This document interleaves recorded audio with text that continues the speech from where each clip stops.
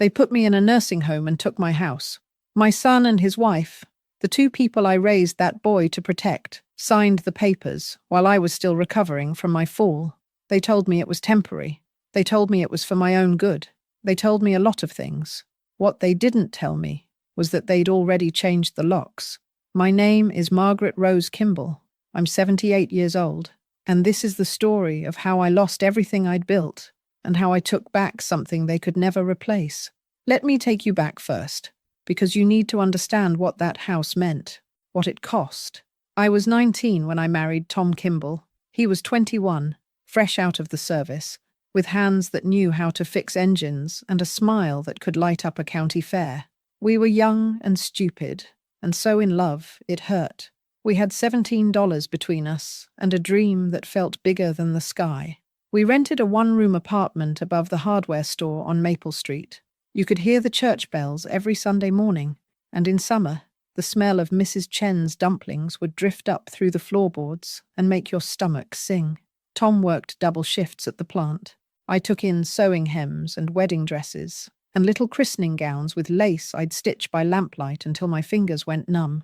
Every Friday, Tom would come home with his paycheck, and we'd sit at that wobbly kitchen table and divide it up. Rent, groceries, a little for the offering plate, and the rest, every spare dollar, every coin we could scrape together went into a coffee tin we kept under the sink. We called it the house fund.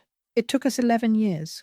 11 years of double shifts and missed birthdays, and wearing the same winter coat until the elbows wore through.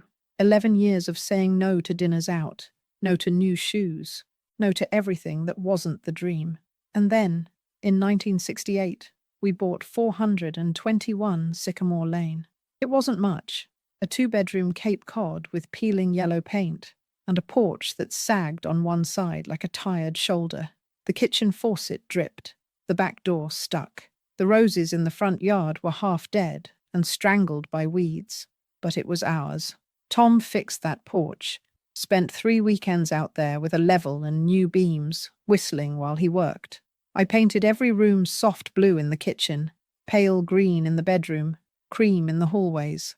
I nursed those roses back to life, one careful pruning at a time, until they climbed the trellis and bloomed every June in bursts of deep red that looked like small miracles.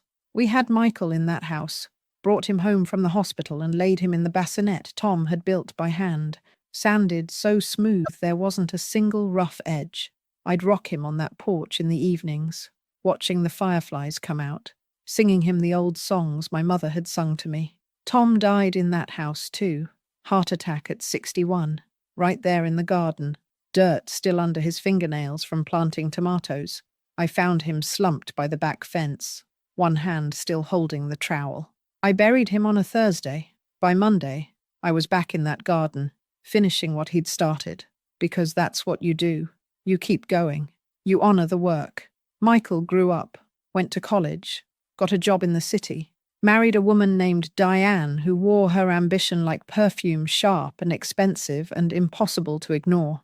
They'd visit once a month, sometimes less. Diane would walk through the house with her lips pressed thin, touching the wallpaper, opening cabinets, making little humming sounds that weren't quite approval. Michael would kiss my cheek and ask if I needed anything, but his eyes were always distant, already halfway back to whatever deal he was closing or dinner party they were late for. I didn't mind. Not really. I had the house. I had my routines. I had my roses and my church circle, and Mrs. Kowalski next door, who'd wave from her kitchen window every morning while we both made our tea. Then I turned 76, and I fell. Stupid accident.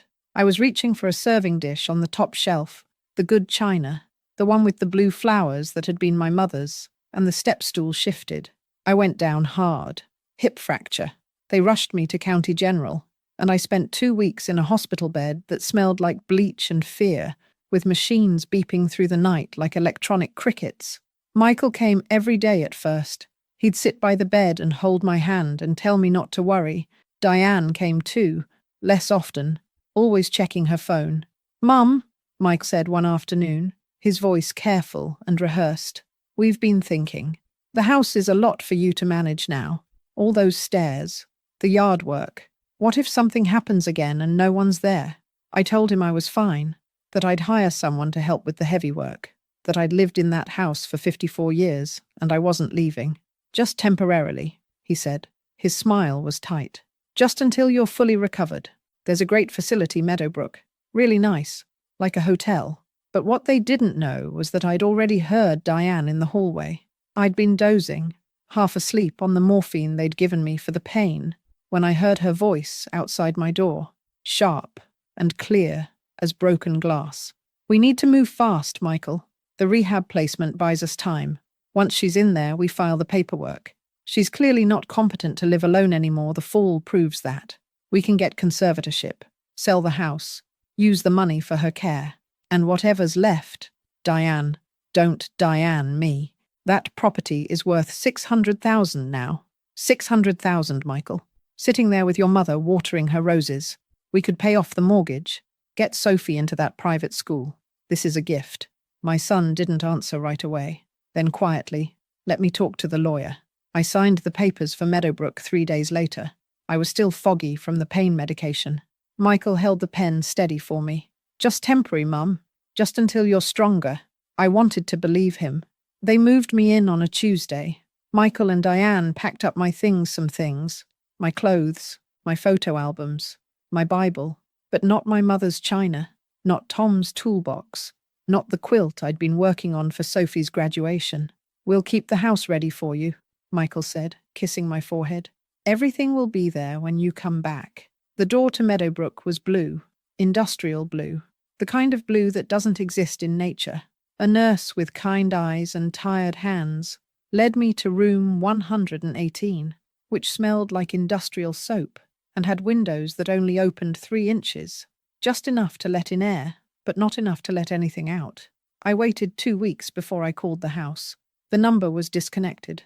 I asked Michael about it during his next visit. He shifted in his chair, wouldn't meet my eyes. We had to shut off some utilities, Mum, while you're not there. It didn't make sense to keep everything running. I want to go home, I said. Soon, he promised. Soon, but soon never came. What came instead was a letter from a law firm I'd never heard of. Notice of conservatorship proceedings. Margaret Rose Kimball. Petitioners, Michael Kimball, Diane Kimball. Grounds, diminished capacity, unsafe living conditions, inability to maintain property or make sound financial decisions. They were taking everything. The days at Meadowbrook ran together like watercolors in rain. Breakfast at 7 powdered eggs and toast that tasted like the cardboard it came on. Activities at 10 bingo or chair exercises, or a movie in the common room where half the residents slept through it, and the other half stared at the screen without seeing. Lunch at noon, dinner at 5, lights out at 9. I sat by my window and watched the seasons change, watched the trees lose their leaves and grow them back again, watched the parking lot fill and empty, people coming and going while I stayed still. Mrs. Patterson in the room next to mine cried every night, soft, steady weeping that seeped through the walls. Her daughter had put her there after her husband died, promised to visit every week, came once a month if she remembered. Mr. Chen, down the hall, had been a professor, mathematics. He'd stand in the common room and lecture to no one, writing equations on an invisible chalkboard with his finger, his eyes bright with a world only he could see. I'd been someone once too, a wife, a mother, a woman who'd built a life from $17 and a dream. Now I was a body in a bed, a name on a chart, a problem someone else had solved. Michael visited once a month. Sometimes Diane came, sometimes not. They'd stay 20 minutes, 30 if I was lucky. Tell me about Sophie's grades and their vacation plans and the new deck they were building. They never mentioned the house. I stopped asking, but I started watching. I watched how Michael's watch had gotten nicer Swiss, I thought, with a face that caught the light. I watched how Diane's handbag changed every few visits, leather so soft it looked like butter. I watched how they talked about the new car, the investment property they were considering, the kitchen remodel. I watched, and I waited, and I learned to keep my face very still, because they thought I'd given up. They thought I'd accepted it. They buried me too early. They didn't know I was a seed. I had one secret left, one thing they didn't know about. Before Tom died, we'd opened a small savings account separate from everything else. Just $3,000. Emergency money, Tom called it. In case you ever need a lawyer or a plane ticket or a way out. It was in my name only, at a credit union across town that I'd banked with since 1965. The statements came to a P.O. box I'd kept for 40 years, an old habit from when I used to do bookkeeping for Mrs. Chen's restaurant and needed a business address. Michael didn't know about it. I'd never mentioned it. I asked one of the day nurses, Carmen, if she could help me make a phone call. She was young, maybe 30, with a daughter Sophie's age and eyes that still held kindness. Of course, Mrs. Kimball. Who do you need to call? A lawyer, I said. She didn't ask why, just brought me a phone and gave me privacy. I called 3 firms before I found the right one. The first 2 wanted retainers I couldn't afford. The third was a woman named Rebecca Stern, who specialized in elder law. Mrs. Kimball, she said after I'd told her my story, her voice steady and clear. Did you ever sign anything giving your son power of attorney? No, they wanted me to, but I never did. Did you sign the conservatorship agreement? I never saw one, just the admission papers for Meadowbrook. There was a long pause. Mrs. Kimball, if what you're telling me is accurate, what they did is called financial exploitation and possibly fraud. I'd like to meet with you. Can you have visitors? Yes. I'll be there Thursday, 2:00. Don't tell your son I'm coming. Rebecca Stern wore a grey suit and practical shoes and carried a briefcase that had seen better days. She sat across from me in the small visiting room and took notes while I talked. I told her everything, the overheard conversation, the locked house, the disconnected phone, the legal notice, the watch and the handbag, and the way they talked about money they shouldn't have had. They sold the house, Rebecca said, pulling out a document. 3 months ago. Sold it to a developer for $580,000. The money went into an account they control as your conservators. The room tilted. But I never agreed. I know. That's the problem. I've looked at the conservatorship papers. Your son's signature is there. Diane's is there. But yours? She pointed to a line at the bottom. I'm not a handwriting expert yet, but I'd bet my license that's not your signature. Forgery. The word hung between us like smoke. What can I do? My voice was barely a whisper. Rebecca leaned forward. We fight. We file a petition to terminate the conservatorship. We get an independent evaluation to prove you're competent. We audit the account and trace every dollar. And if we can prove forgery and financial exploitation, we press charges. I'm 78 years old, I said, living in a nursing home. Who's going to believe me? She smiled. It wasn't a kind smile. It was a warrior's smile. Mrs. Kimball, I've been doing this for 15 years. You know what I've learned? The system underestimates women like you. Women who built lives from nothing. Women who survived wars and depressions and burying husbands. Women with steel spines and long memories. She closed her briefcase. We're going to make them pay attention. The evaluation took 3 hours. A psychiatrist named Dr. Patel asked me questions. What year is it? Who's the president? Can you count backward from 100 by 7s? Can you manage your own finances? Do you understand the value of your assets? I answered every question, calmly, clearly. I'd been practicing with Carmen, running through the kinds of things they'd ask. At the end, Dr. Patel closed her folder. Mrs. Kimball, you're sharper than half the people I have coffee with. There's no reason you need a conservator. No reason at all. The petition to terminate took 6 weeks to process. 6 weeks of waiting, watching, keeping my face neutral when Michael visited. He never suspected. Neither did Diane. They thought I'd accepted my fate. But I was gathering evidence. Carmen helped me make copies of things. Visitor logs that showed how rarely Michael came. My bank statements from the credit union, proving I could manage my own accounts. Letters I'd written to friends, clear, coherent, detailed. Medical records showing I'd healed from the hip fracture and passed every cognitive test. Rebecca filed everything with the court, and then she did something brilliant. She contacted the developer who'd bought the house, told them the sale might be fraudulent, told them they might lose title if the court found the conservatorship was illegal.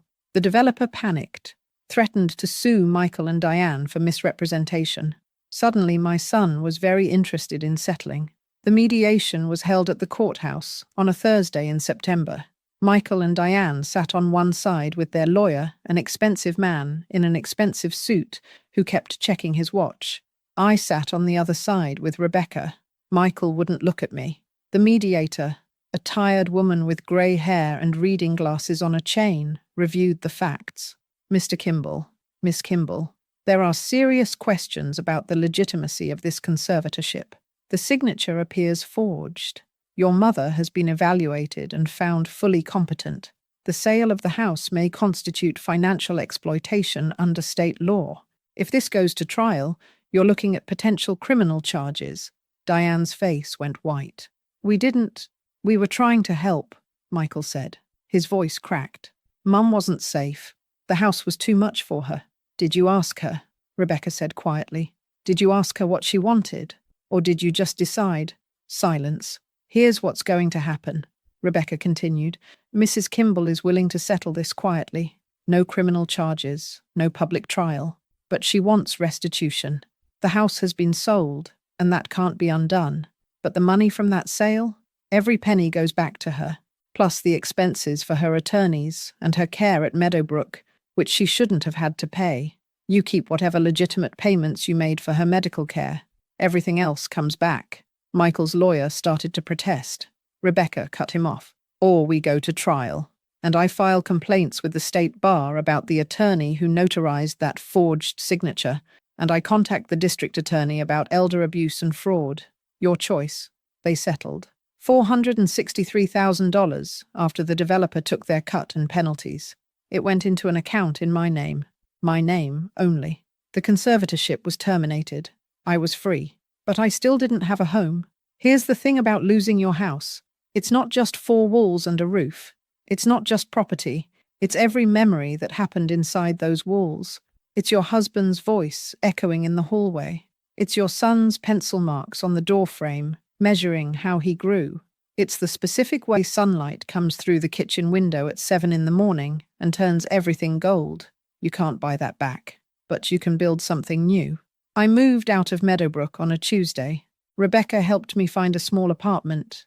Nothing fancy, but it had windows that opened all the way, and a kitchen that was mine, and a door I could lock from the inside. I spent a week there, drinking tea and watching the street, trying to figure out what came next. And then I got a phone call. Mrs. Kowalski, my old neighbor from Sycamore Lane. Margaret? Oh, Margaret. I've been trying to find you. I didn't know where you'd gone. Your son said you'd moved to Florida, but that didn't sound right, and she stopped, took a breath. Margaret, I'm selling my house. I'm moving in with my daughter in Arizona, but I wanted to tell you first, before it goes on the market, in case I don't know. I thought you should know. 423 Sycamore Lane, right next door to the house I'd lost. The house where I'd waved at Mrs. Kowalski every morning for 54 years. The house with the matching rose trellis and the porch that faced mine. How much do you want for it? I asked. I bought it for $320,000, used most of the settlement money, moved in on a bright October morning when the leaves were turning and the air smelled like wood smoke and possibility. The layout was different from my old house. The kitchen was on the right instead of the left. The bedrooms were upstairs instead of down, but the bones were the same. The neighborhood was the same. And when I stood on the porch, my porch, I could look over at 421, could see the roses I'd planted, still blooming, could see the windows where I'd hung curtains and the door where Tom had carried me over the threshold. I couldn't have it back, but I could be close enough to remember. I could watch over it like a guardian angel, a ghost haunting its own past. The developer had turned it into a rental. Young family moved in, a couple with twin boys who played in the yard and climbed the trees just like Michael used to. I'd watch them sometimes from my window, watch the mother hanging laundry, watch the father fixing the fence, watch life happening in the place where mine had grown. It wasn't mine anymore, but it wasn't Michael's either, and somehow that was enough. Michael tried to call 3 times after I moved in. I let it go to voicemail, listened to his messages. The first was angry. How could I do this? Didn't I understand they were trying to help? I was being manipulated by lawyers who just wanted my money. The second was pleading. He was sorry. They'd made mistakes. But they were family. Didn't that matter? The third was quiet. Just him breathing on the other end. And then, I loved that house too, Mum. I grew up there. Those were my memories too. I knew that. But he'd sold them. He'd signed papers and taken money and locked doors and thought I'd never know, never fight back, never do anything but fade quietly into that blue room at Meadowbrook. He'd underestimated me. People do that to old women.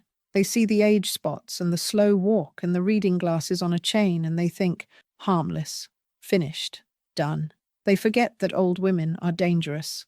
We've lived through everything they're afraid of. We've buried husbands and raised children and stretched budgets and patched wounds and survived. We know how to wait, how to watch, how to strike when the moment's right. We're not finished. We're not done.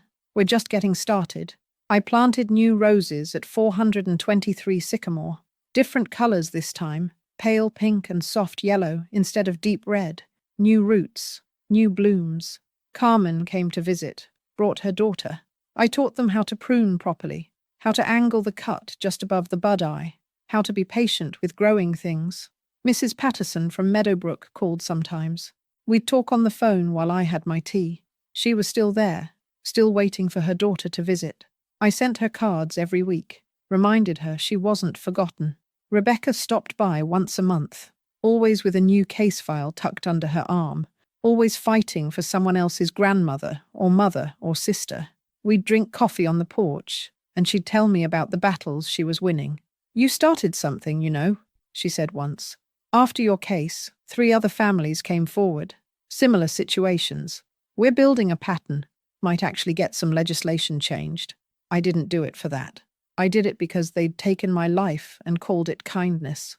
I did it because I still had breath in my lungs and fight in my bones. I did it because I was a seed, not a stone, and they'd planted me in darkness, thinking I'd disappear. But seeds don't disappear in darkness. They grow. Sophie came to see me last month, Michael's daughter. She's 16 now, tall and serious, with her grandmother's eyes and her great-grandfather's hands. She didn't call first, just showed up on a Saturday afternoon and stood on my porch looking nervous and brave. "Grandma, can we talk?" I made tea. We sat in the kitchen, my new kitchen, and she told me everything she'd overheard, everything Michael and Diane had said when they thought she wasn't listening, how they'd needed the money, how they'd convinced themselves I'd be better off in care, how they'd spent it on themselves and told everyone they were using it for me. "I'm sorry," she whispered. "I should have said something. I should have told someone." "You were a child," I said. "It wasn't your job to fix your parents' mistakes. But I'm not a child anymore." She met my eyes, and I don't want to be like them. I took her hand, squeezed it. "Then don't be." She visits now, twice a month, helps me in the garden. We don't talk about Michael or Diane. We talk about college applications and books and the kind of life she wants to build. Sometimes she asks about her grandfather, about the house we lost, about how I survived it. And I tell her the truth. You survive by remembering who you are, not who they say you are, not who they try to make you, who you are in your bones, in the quiet hours when no one's watching. You survive by being steel wrapped in soft skin. You survive by being a seed. I'm 80 now. I'll be 81 in April. I live at 423 Sycamore Lane, in a house that's mine and no one else's. I have roses that bloom every June. I have a porch where I drink my tea and watch the neighborhood wake up. I have enough money to live on, carefully, for as long as I need. I don't have my son. That's the cost. That's what I lost that can't be reclaimed. But I have my name on a deed. I have my dignity. I have my story. And I'm telling it now so other women know. You are not finished just because someone says you are. You are not too old to fight back. You are not powerless just because they tried to make you small. They put me in a nursing home and took my house, so I took back my life. And that, my dear, was something they could never replace. They buried me too early. They didn't know I was a seed.